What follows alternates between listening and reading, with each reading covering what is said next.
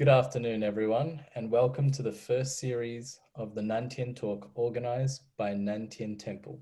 My name is Vincent Giuliani, and I am your facilitator for today.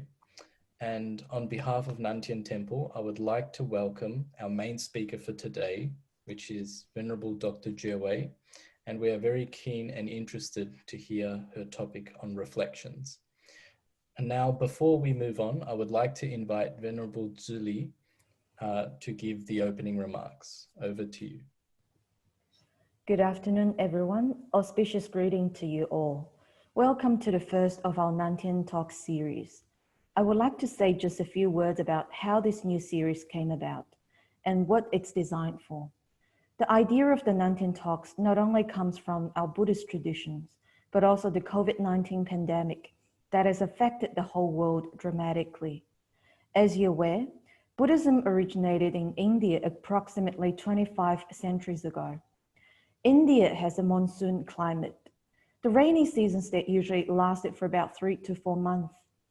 And the continuous heavy downpour made travel very difficult and dangerous for the Buddha and his disciples. On top of that, newly planted crops and small animals that came out in the rain could also be accidentally crushed underfoot. From this, the Rains Retreat was born, where monastics would stay indoors together and practice as a community. The practice proved to be very beneficial, providing more time for teaching and learning. To me, the COVID-19 lockdown and isolation are very similar to these Rains Retreats, which forces indoors for safety and protection of life. Similarly, it was also a great opportunity for us to contemplate, reflect, and progress in our spiritual development. Now, as we slowly re-establish a normal life pattern, we would like to reach out to contribute our experiences, thoughts, and insights during this period of time, as well as to initiate discussion and sharing with the community. Today, we're very honored to be able to invite our very first speaker, Venerable Dr. Juewei, for the talk, despite her very busy schedule, who is an extraordinary choice to inaugurate this series. I should say that in her, we see all the essential elements this series was designed for: deep experience and understanding, and passionate commitment on the topic. Ideas that are guaranteed to challenge our intellects, and ideas about how things could be better. For those who don't know Venerable Dr. Juewei, her beautiful smile is contagious, and her wisdom widely recognized and respected. I'm sure that you will be impressed by both today, and that it will be a very enlightening afternoon for all of us. So thank you very much. Now I would like to introduce Venerable Dr. Juewei. She is the head of program for Humanistic Buddhism and director of Humanistic Buddhism in Nan Tien Institute, and also senior lecturer in Australia. She teaches subjects related to Humanistic Buddhism and Chinese Buddhism, and supported by her research and development that revolves around acculturation and application of Buddhist teachings in the modern world. And now I would like to invite Venerable Dr. Juewei to officially begin today's event. Over to you.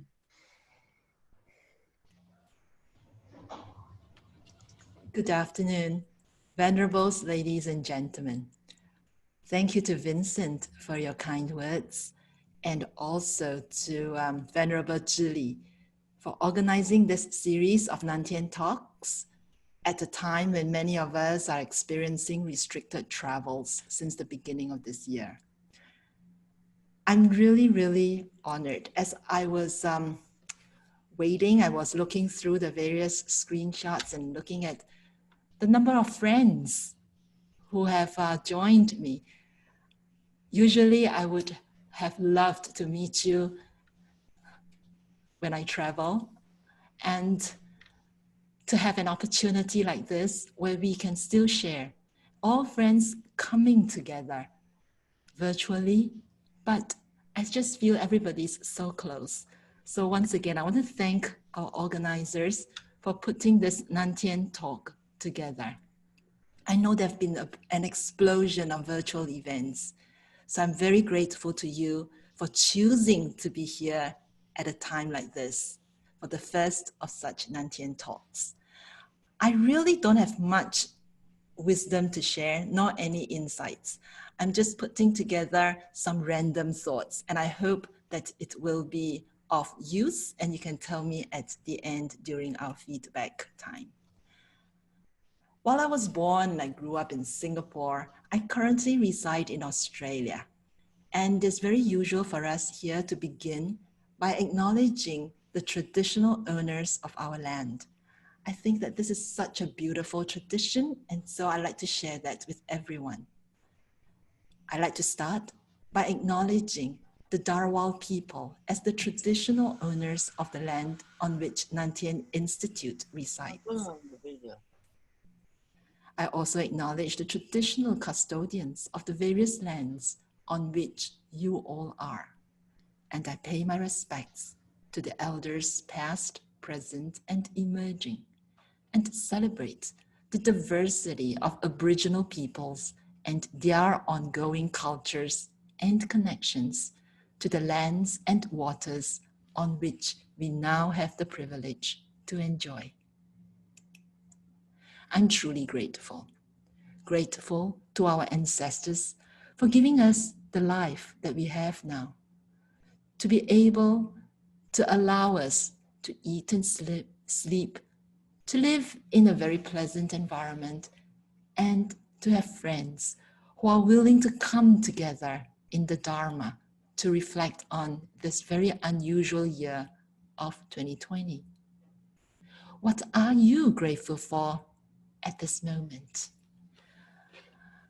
At this point, I'd like to hear from you.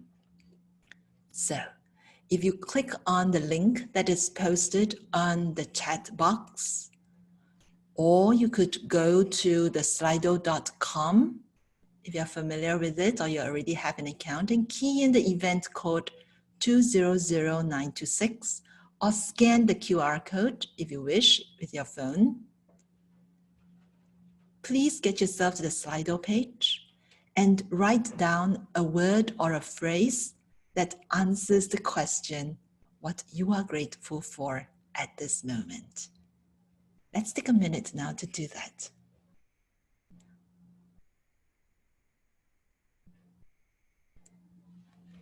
So there's a link in the chat box that you could click on. Or if you prefer to use your phone, you can just go to slido.com and key in the appropriate event code. Or just use the QR code. And if you are facing any difficulties, just type your difficulties into the chat and our tech team will be able to help you. So please think of what you're most grateful for at this moment. I'm going to stop sharing my screen so that the tech team will be able to show us your response.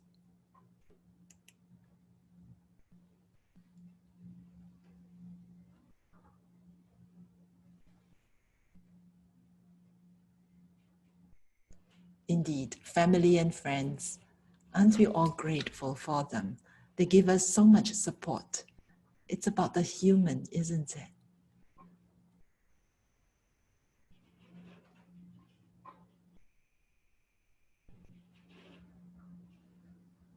Yes, we have to be grateful for our life, for health.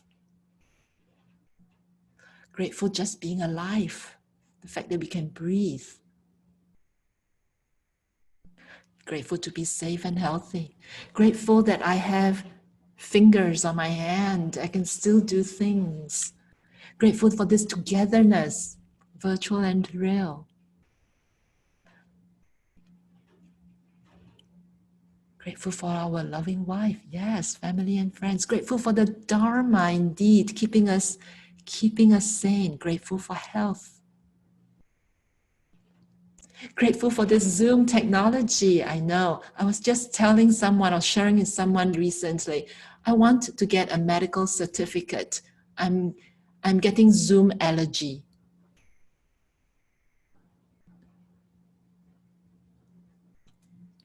Grateful for our pets. Indeed, such loving company, grateful for love, grateful for this chance. Yes, grateful for life. Grateful that we are healthy.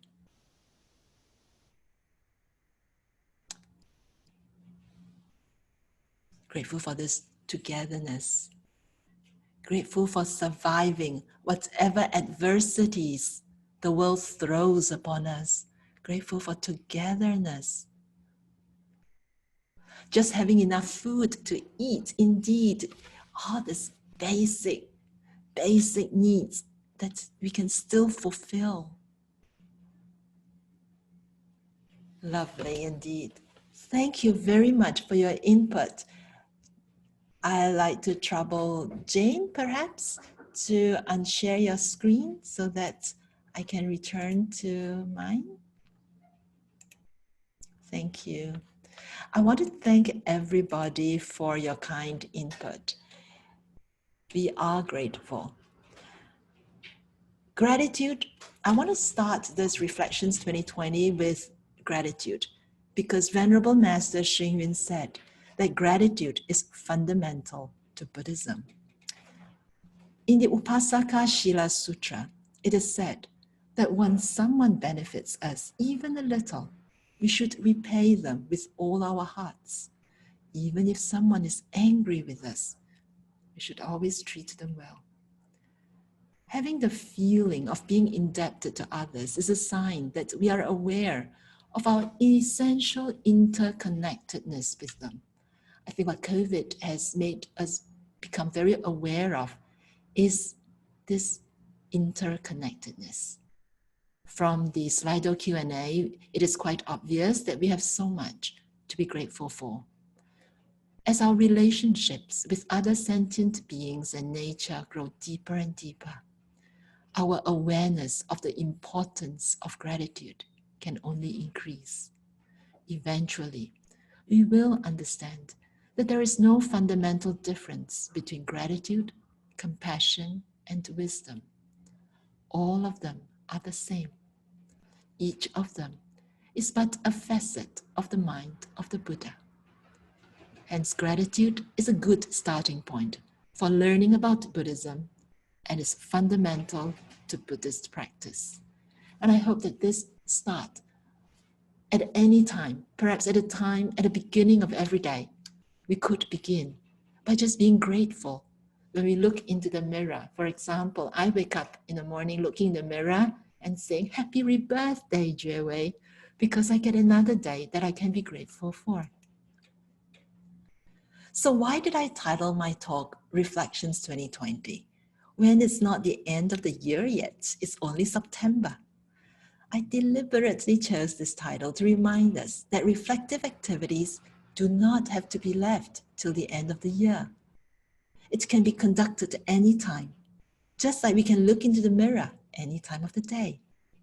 Speaking of mirror, did you know that in Buddhism, mirror is likened to wisdom, with expressions such as the great and perfect mirror wisdom? So the mirror is like wisdom. This great and perfect mirror wisdom reflects the universe as it really is, free of distortion from our ego and from ignorance. And I believe that the great pause that COVID-19 has given us is the perfect opportunity for reflection upon reality. Could the great and perfect mirror wisdom be telling us that being human is very difficult and messy business? It naturally is so. The Buddha is right. We cannot be human without feeling some form of suffering. Is working from home a dream come true? Years ago, I heard people asking to work from home, and now I hear others saying they miss seeing the faces of co-workers. But then again, there are some cautiously returning to work, finding it hard once again to adjust to their old routine after being away from the office for 6 months. We also found a picture of this mural in Austin that says staying home also affords us time to call our neighbors to ensure that they are fine. So let's not forget people around us, like our neighbors. Let the great pause give us an opportunity to reflect on all the goodness that's around us and the care that we can give to others. The coronavirus outbreak has set in motion one of the greatest disruptions to many people's lives in this era. Its reach cuts across geographical, ethnic, generational, economic, and religious borders. It has fundamentally changed the way we work, live, and study. People in the service sector are probably the most impacted. They are either now busier than ever or freer than ever, as these pictures on the screen shows.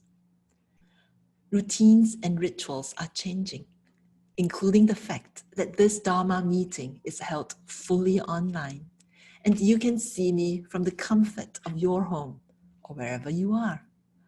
It presents to us both new opportunities and new sources of stress. I believe that we are now faced with three major crises that I want to talk about today. One is the economic crisis, two, the health crisis, and three, the moral crisis. At this point, I'd like to borrow from the wisdom of my advisor and friend, Emeritus Professor Stephen Hill. He coined 5 C's for the NTI COVID-19 Detox webinar series: that of community, cooperation, capacity, creativity, and care or compassion. I would like to borrow the last 3 of these C's to respond to the 3 crises that I named earlier. So, I'd like to configure creativity in response to the economic crisis, compassion for the health crisis, and capacity for the moral crisis. So let's start with the economic crisis. There is no dearth of statistics and predictions indicating the extent of damage the pandemic has done to global and national economies. Economies have been brought to near standstill. Political leaders are faced with challenging dilemmas. It is now apparent that no one can define normal anymore. This new quote-unquote normal has forced governments, corporations, schools, communities, families, and individuals to rethink, recalibrate, and re-engineer for continuity and for our sanity. So, Stephen advocated creativity.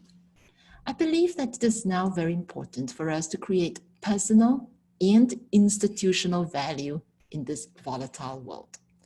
If we think of most cells in our body being replaced on the average every 7 years, then it is no surprise that our skills and ideas should also be rejuvenated frequently. Venerable Master Sheng Yun says, creativity not only enriches our lives, it also brings vitality. At a time like this, it makes sense to create and recreate our values in the world. And so a sense of mission is now very, very important. I learned about a Singaporean company that is now investing in big, tiny homes in Australia and doing very well because the eco-friendly Australians hunt for smaller carbon footprints, and wanting to be closer to nature means people are looking for these big, tiny homes. So what COVID-19 has taught us is that we must build our capabilities quickly to flourish, or we will perish. Flourish or else perish. Even an old nun like me now has to learn how to use Zoom, Teams, Slido, or else I'm going to lose my job and my friends. Creativity is necessary for us to react to volatile and mutating environments. In a way, I think of myself as I have to mutate faster than the virus.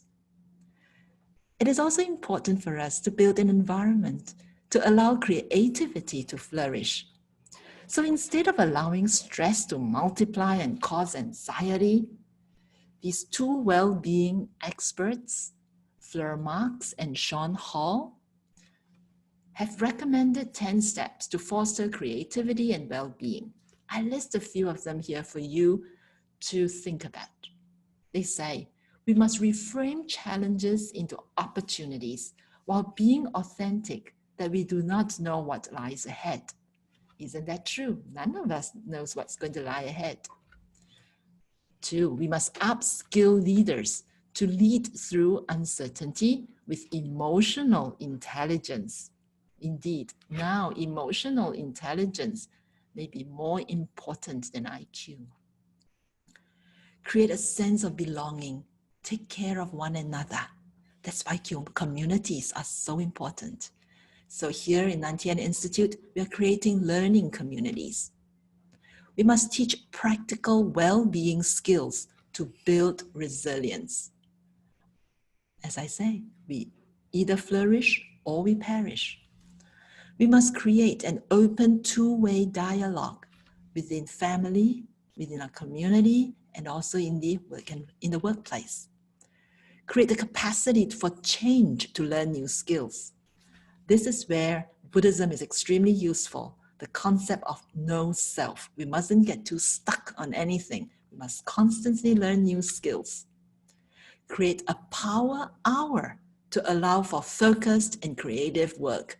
Yes, a time when you're no longer looking at a mobile phone. We don't have to be on for fear that our supervisors may be looking for us.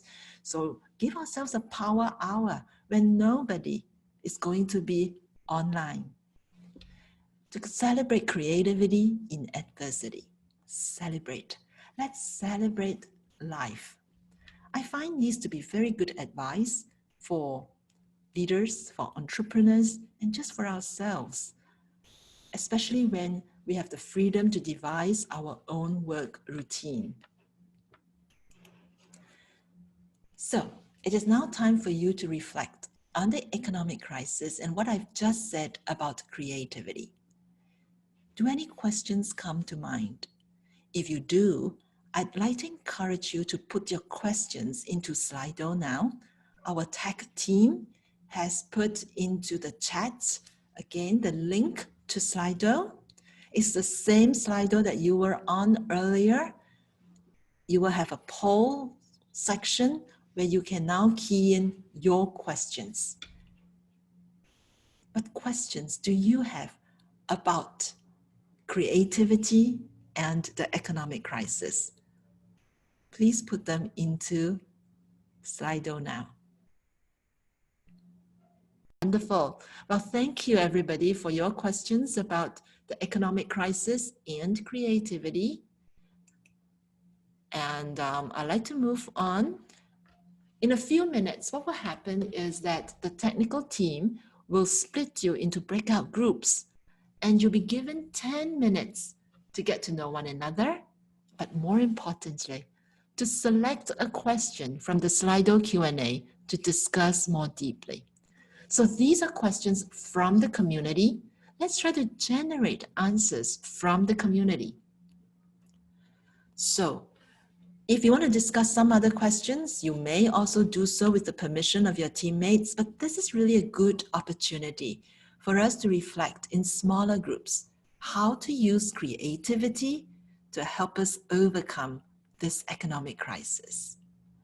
So I hope everybody has an understanding of what will happen. So we are going to split and we'll be given 10 minutes for us to choose a question and discuss them in your safe space. And in 10 minutes, we'll come back into this main room. Hello, welcome back. So now another sharing opportunity.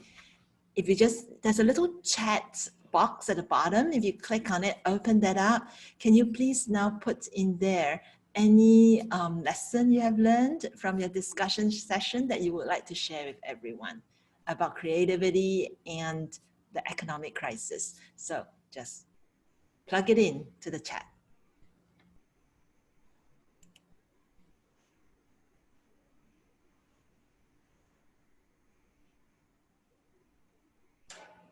It'll be interesting if we all can look into the chat now and see what everybody says. Yeah, it's time to reach out. I know we are now so much closer to the Dharma as a result of technology. Isn't it like a big family from all over the world coming together? It's so cozy family. I'm just seeing all my friends again. Indeed, creativity is about exploring possibilities and to expand ourselves, expand our heart, expand our minds. Important to keep the inner peace and to feed our mind with only positive things. Indeed, create from the positive. I know if you're suffering from unemployment, it's a perfect opportunity for volunteering work. Think outside the square. I know Dharma gives us hope, doesn't it? And to be more creative, be strong, be resilient, to change old habits. 3G and 4Gs, the 3 goods, to always think good thoughts, speak good words, and do good deeds.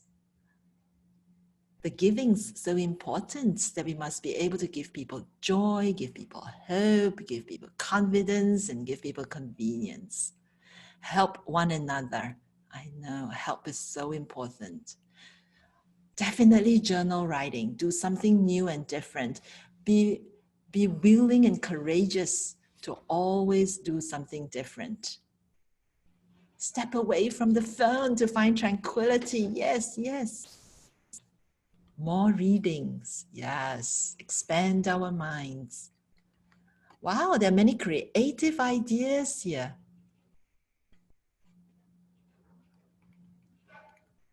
Nature heals. Go out into the nature. Definitely. Always look for the silver lining in every situation. Yes, yes, we must do so. Thank you so much for your sharing. Keep going, keep going. Just continue sharing because the gift of the Dharma is the best gift for everyone. So, I would like now, as you still put in your thoughts, to move on to the health crisis. So we looked at creativity as an antidote or as a tool to help us through the economic crisis. The health crisis is very worrying though. If we look at the economic crisis as one related to livelihood, then the health crisis is really related to lives. I look on with much sadness at the terrible suffering that COVID-19 patients have to bear, and with a lot of admiration for the frontline healthcare workers. Despite being tired and knowing no end in sight, they are still bravely holding on to the hands of patients and giving them hope for the future. May I suggest that we not forget to include frontline workers in our daily prayers. But there is not only physical health to contend with. The first national survey of mental health of people in Australia in the first month of COVID-19 restrictions found that mental health problems were at least twice as prevalent as in non-pandemic circumstances. Social isolation has also surfaced another problem, and loneliness. I saw a bit of that in the chat just now when we look at what isolation does to us. Researchers found that the impact of loneliness on our physical health is equivalent to smoking 15 cigarettes a day. Lonely people are 50% more likely to die prematurely than those with healthy social relationships. So at this point, I'd like to take a pulse check. We'll conduct a Zoom poll on whether you find yourself lonely most of the time. Go ahead and answer the poll now.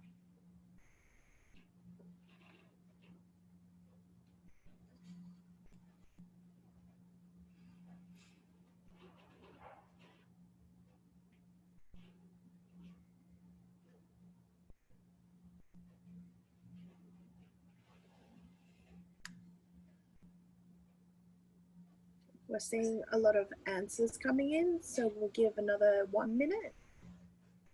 Yes, please. Thank you, Serena. I guess Serena is in Melbourne.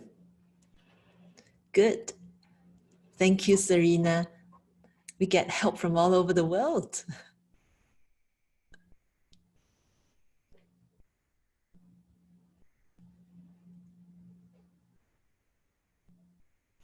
Okay. Perhaps we can take a look at the results. Thank you, Serena. So we see that about 80% of us think that we're not suffering a problem of loneliness. I congratulate you. But there are about 20% of us who feel ourselves lonely during this time. And I hope that 80% of us will extend our hands to the 20%, and that the 20% can find solace in the company of the Dharma. If you will stop sharing results, please, Serena, so we can take a look at what's online. So when in crisis, humans search for other humans. But nowadays, we are so connected and yet feeling so unconnected in our hearts. I was truly happy when I heard Hugh Mackay say that interdependence is not an ideal, but a reality. Buddhism has taught this reality from over 2,500 years ago. In Australia Reimagined, Hugh Mackay advocates for a more compassionate and less anxious society. Compassion is indeed the hallmark of the great and perfect mirror wisdom. For one who can truly see our interdependence cannot help but be compassionate. Compassion is a natural human feeling. Venerable Master Hsing Yun knew when he was little to nurse a chicken back to health when it burned its beak and could not eat. So when we are open to our own pain and the pain of others, we can allow ourselves to be more open to everything that is happening around us. In 2013, the Somerset town of Frome in southwest England started a very unique project, Compassionate Frome. It brought together hospitals, social services, charities, grassroots organizations, and individuals to provide friendships, community, and informal support. The result of this intervention was a reduction of emergency admissions to the local hospital. The building of compassionate communities demonstrates an essential quality of human kindness as our strength for survival as a species. So volunteer your help, because that is a part of our compassionate service. Here at the Nan Tien Institute, we ran a series of successful detox webinars soon after the lockdown. Recordings are now available on our YouTube channel, and I urge you to listen to the wisdom of our 5 speakers. And due to popular demand, we are now starting another initiative, the Communities of Practice weekly check-in sessions, starting from October in support of the Mental Health Month here in Australia.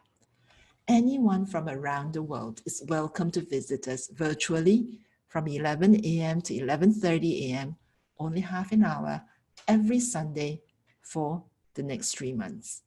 We will establish the ritual of a check-in meditation, a breakout meeting of 15 minutes for sharing and community building, followed by 5 minutes of dedication of merits.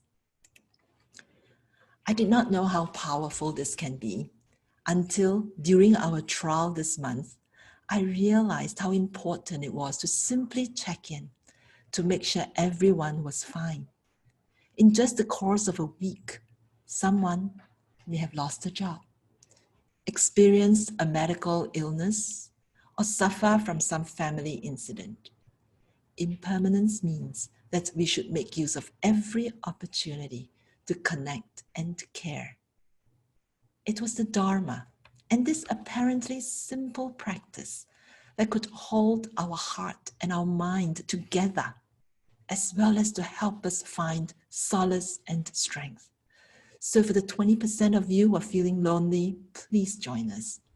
A humanistic Buddhist response to the pandemic is to instill a culture of care, which is based on this Buddhist principle of equality.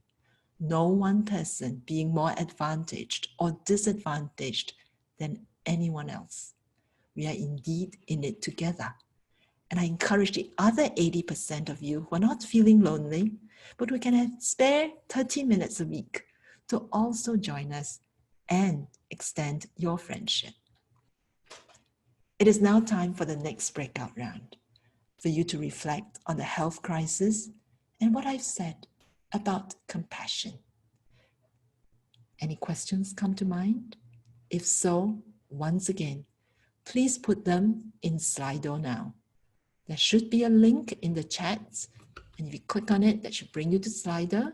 Or if you have your Slido on in your browser, on your phone, please enter questions that you would like to discover answers to. So good to see everybody's faces, and most of you are still smiling, so that's good, and thank you for coming back. So once again, you know the ritual. Can you go into the chat box and share what you have learned in the discussion just now? What are your thoughts, so that we all can have a look at what you've learned? I know self-compassion, isn't it? So important. I'm going to teach a subject called Principles of Professional Engagement in NTI in a month's time, and I'm going to start with self-compassion. And during the communities of practice also, I think we have to look at self-compassion.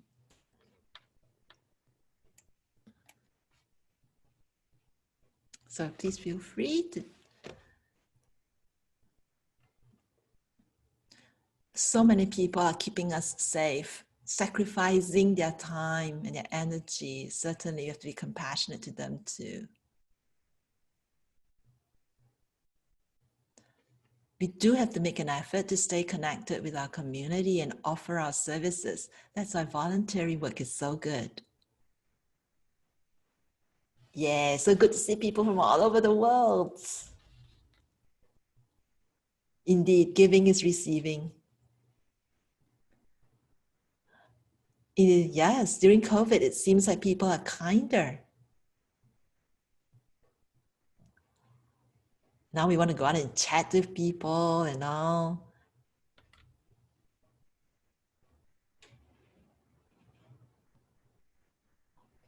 Caring and sharing, yes.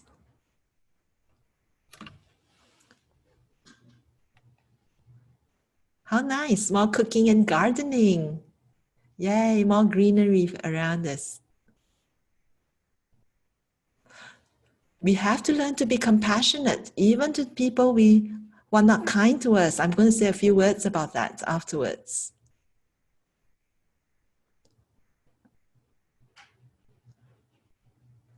Let our neighbors know that we care. That's very good. Small acts of kindness. Indeed. Now you keep typing while I share screen.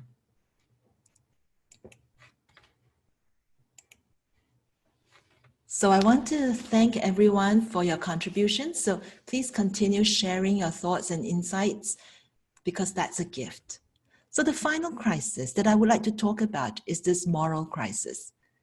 If the first economic crisis is about livelihood, the second health crisis is about lives, then this third moral crisis, I would say, is about human lives. So what do I mean by capacity as a response to the moral crisis? Over the past few weeks, I've been gravitating towards a deeper understanding of a concept called the bodhicitta, or the awakening mind. The central moral concern of a bodhisattva, or an enlightening being, is the bodhicitta, or this enlightening mind. Professor J. Garfield explains that bodhicitta involves an altruistic aspiration, grounded in compassion, to cultivate oneself as a moral agent for the benefit of all beings. That cultivation transforms our way of seeing ourselves and others, and hence increases our capacity. It is important to note that the Bodhisattva's goal is to not just to lead a happy life or just be a good person.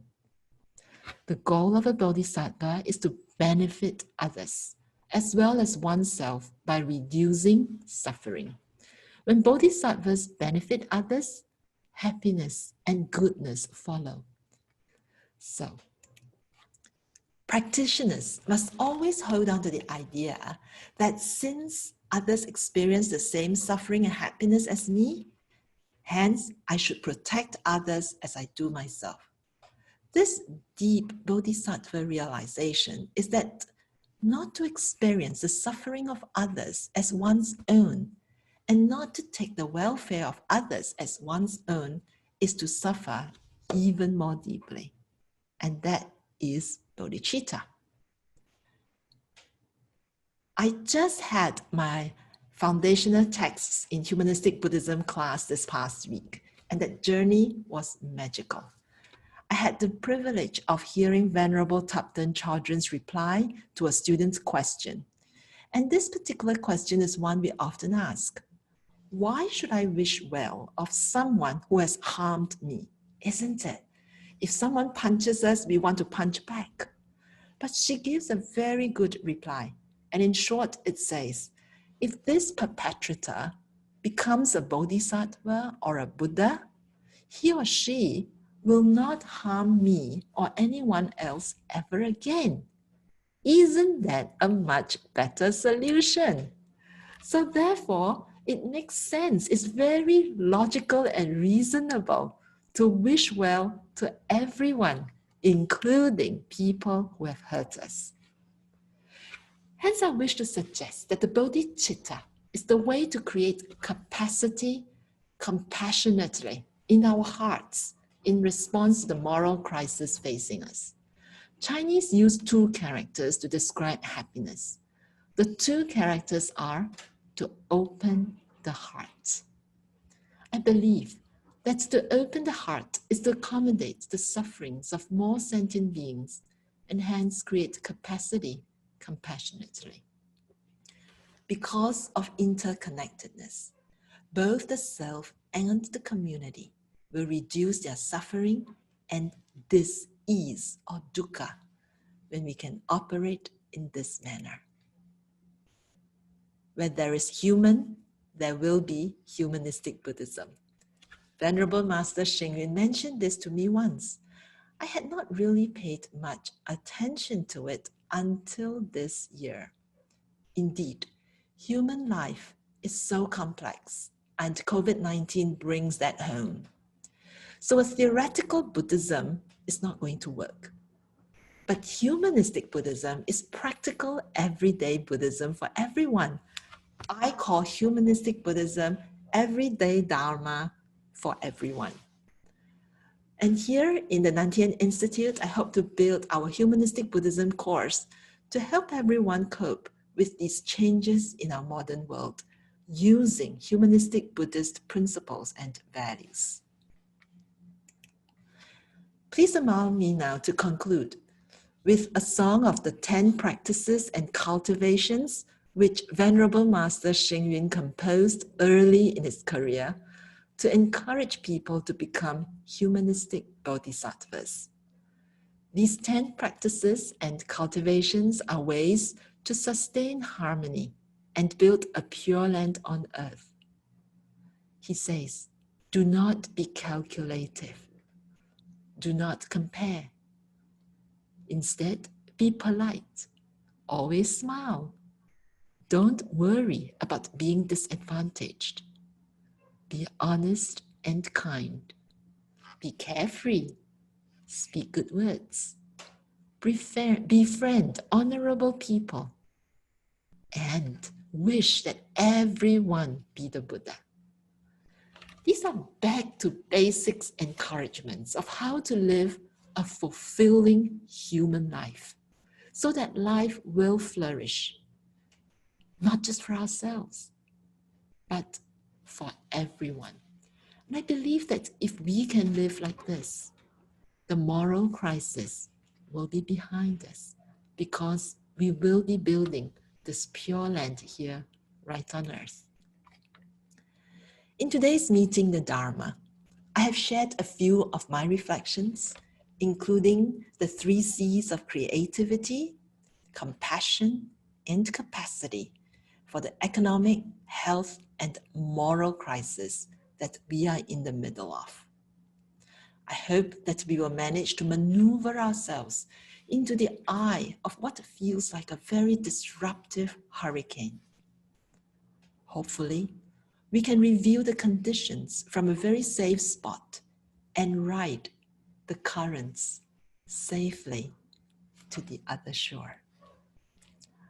I thank you very much for your attention, for all your breakout sessions and your sharing in the chats.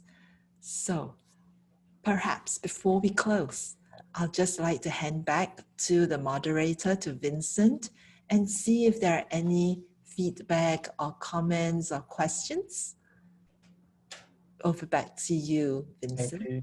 Thank you very much, Venerable Juewei.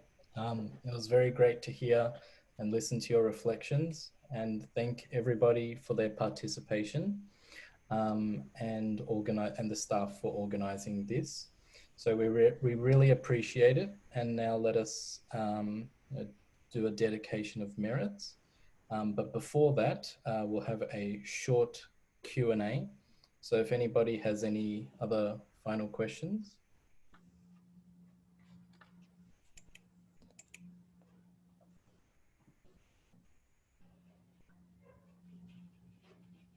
You can also give me any comments or feedback of how this goes. This is the first of our Nan Tien talks. I think this is a great way to connect, Reverend, and I thoroughly enjoy it. I also enjoy the opportunity to meet people from San Diego, from Philippines, and everywhere else. And I think, looking at the 3 C's actually sort of put things into better perspective and how it's interlinked and connected, each and every single bit. Thank you. So thank you very much for this opportunity. Thank you, Chia-Kin. Thank you. I'm glad to hear that. I hope that these are simple enough that it's something we can do in our daily life. And that's what Humanistic Buddhism is, practical Buddhism. I call it even simpler. Beyond everyday Dharma for everybody, I also call it living life. It's about how we can live life.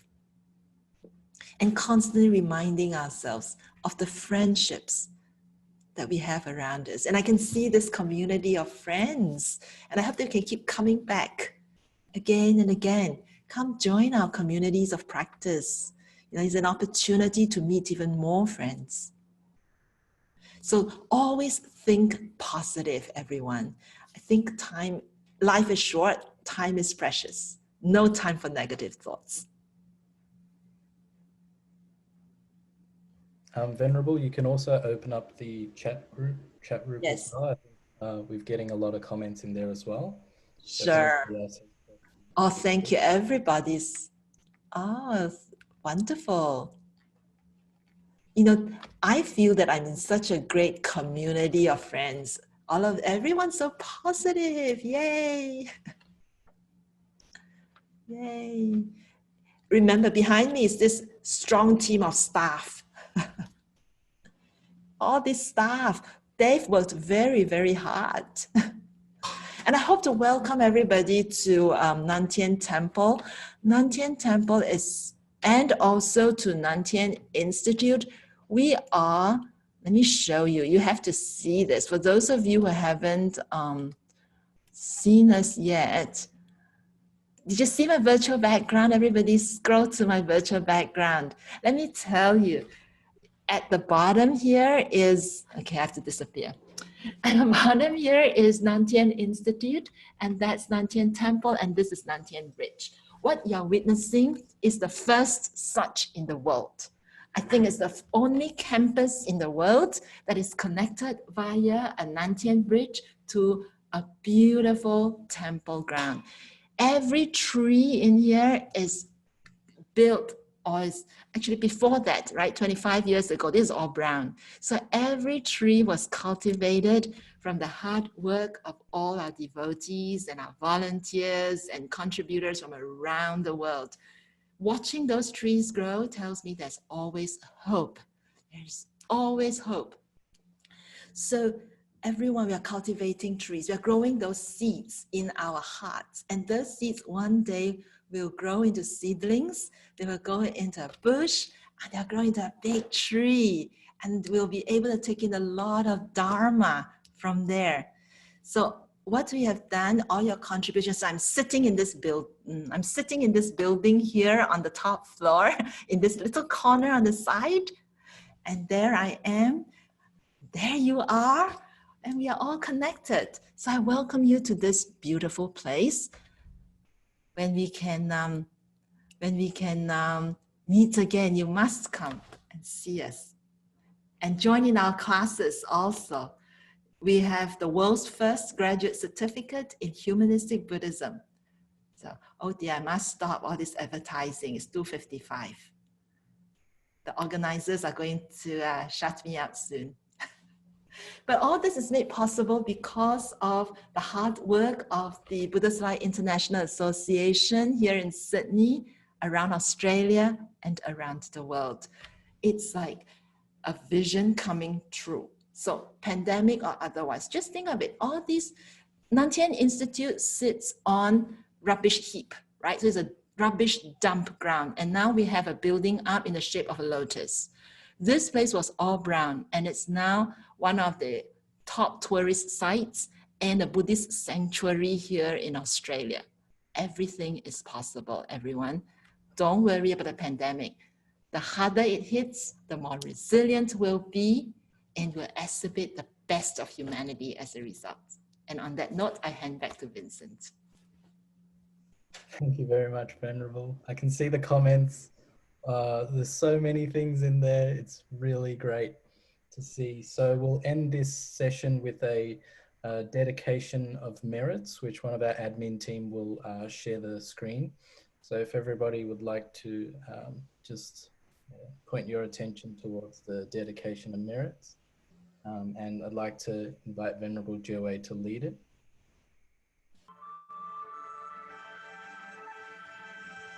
Let us now dedicate the goodness of what you have done to all living beings.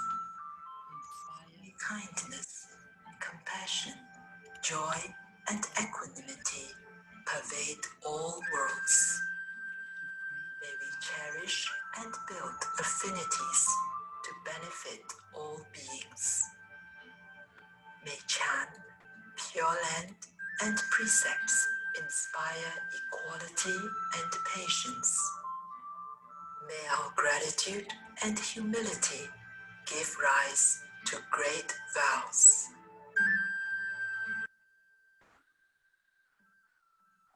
All right, I hope everybody's dedicated their merits. And thank you all again for participating, and especially thank you, Venerable Juewei, for your sharing. We also have a final survey down below, which the admin team will put in the chat group, so you can let us know what you think of today's session. Thank you.